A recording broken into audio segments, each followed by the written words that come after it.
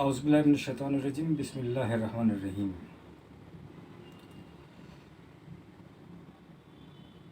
आम तौर पर एक बात ये कही जाती है, बल्कि समझी भी जाती है कि जी ये कुरान मजीद को कुछ अहले इल्म मुफक्किर महक़्क़िक़ ये कहते हैं कि जी कुरान मजीद को समझने के लिए ज़रूरी है कि आपकी वाक़फ़ियत असरी उलूम से भी हो।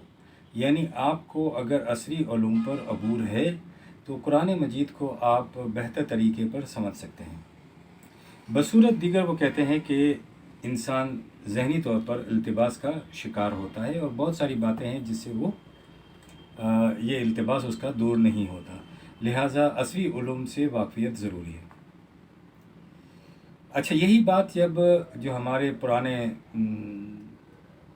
मज़हबी पेशवायत कह लीजिए या जो भी कह लीजिए, जब उन तक ये बात की जाती है तो वो इस बात का बड़ा बुरा मनाते हैं और वो ये समझते हैं कि शायद ये बहुत गलत बात है। अच्छा, वो इसे तस्लीम नहीं करते, वो ये समझते हैं कि ये बड़ी अजीब सी बात है कि असरी उलूम से कुरान मजीद समझ में आता है। तो वो कहते हैं कि जी ये कुरान जो है वो जो फ़हम रसूल है हमारे पास, उसी से कुरान समझा जा सकता है। तो फ़हम रसूल कहाँ है ये तो एक बात की बात है, लेकिन इस सिलसिले में मैं आपको एक बात बता दूं, ये जो अल्लाह ताला का हुस्न कलाम आखिर है,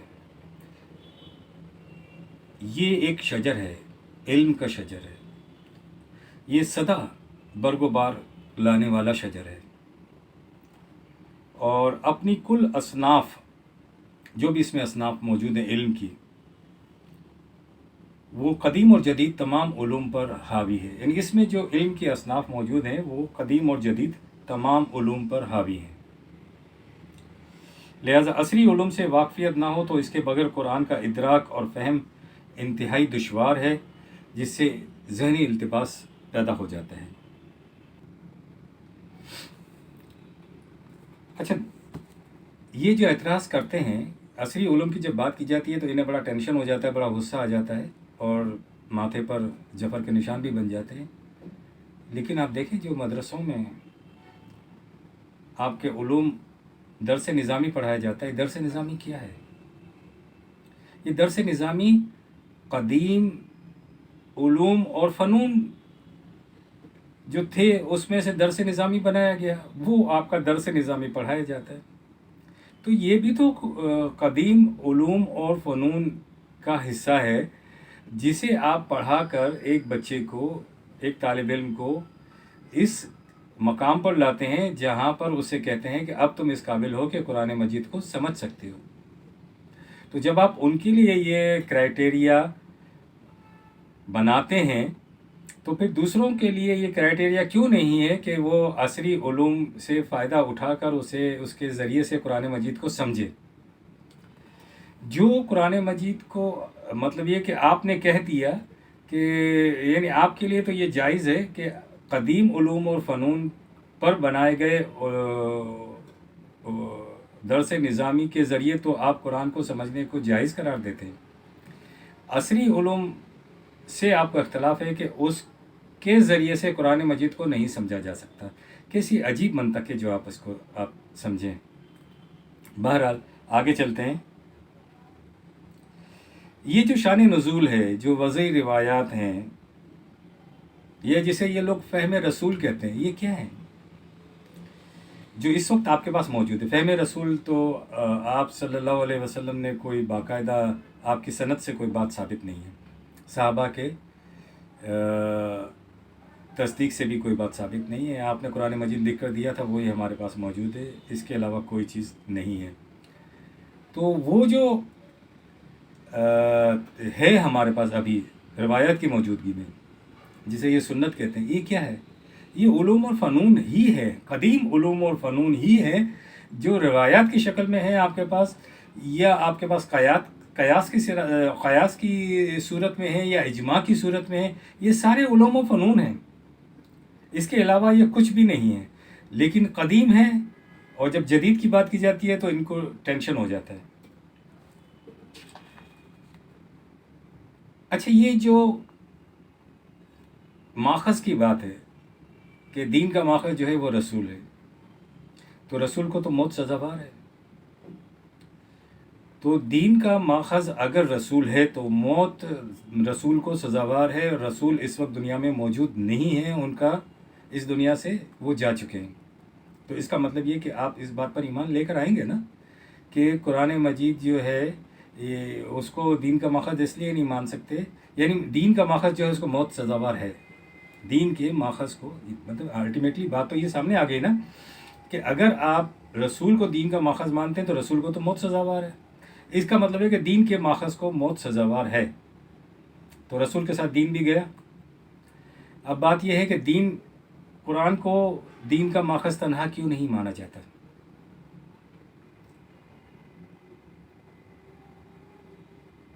بہت بڑی سازش ہے. یہ لوگ کہتے ہیں کہ قرآن جو ہے وہ تواتر سے آیا ہے. بالکل اس میں کوئی دو رائے ہے ہی نہیں.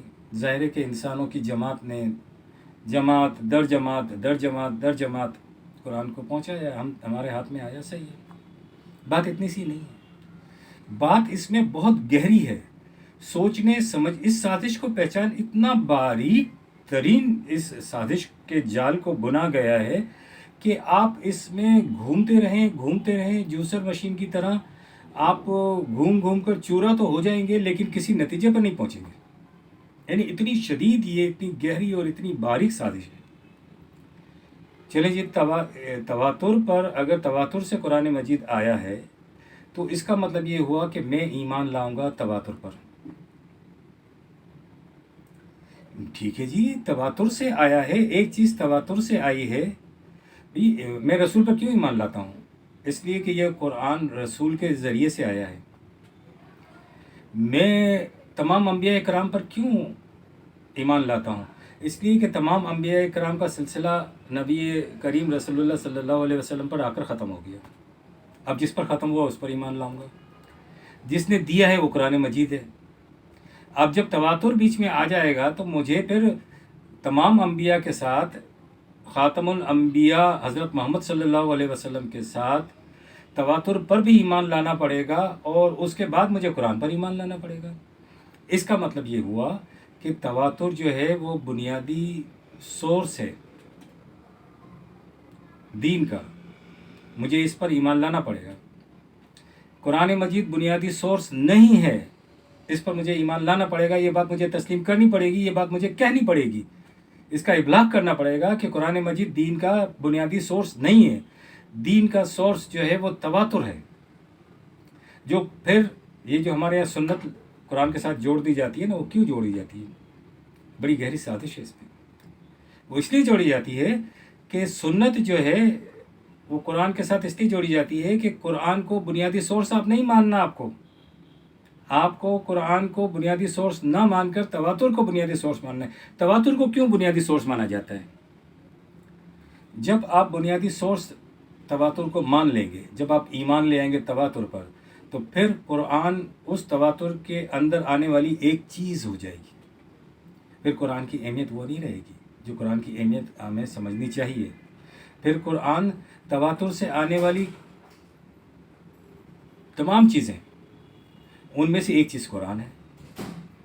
تو وہ تواتر سے آنے والی چیزیں کون کون سی ہیں؟ جی وہ رسول کا فہم بھی ہے. جی رسول کا فہم کہاں ہے؟ وہ روایات میں ہے، وہ شان نزول میں ہے، وہ جو ہے فقہ میں ہے، وہ جو آپ کا قیاس ہے اس میں ہے. جی وہ اجماع میں ہے. پھر تو آپ کو مطلب یہ جو آپ کا قیاس ہے، جو آپ کی روایات ہیں، جو آپ کا اجماع ہے، جو آپ کا شان نزول ہے، یا جتنی بھی چیزیں ہیں، اب قرآن ان کے برابر کی، ان کی طرح کی چیز ہو کر رہ گیا. کیونکہ آپ نے آپ تواتر پر ایمان لے کر آ گئے ہیں، کیونکہ بنیادی سورس تواتر ہے. تواتر ہوتا تو قرآن پہنچتا، تواتر نہیں ہوتا تو قرآن نہیں پہنچتا. جب تواتر سے قرآن مجید آیا ہے، اس لیے آپ کو اب ہر چیز پر ایمان لانا پڑے گا، ہر چیز کو دین کا ماخذ ماننا پڑے گا.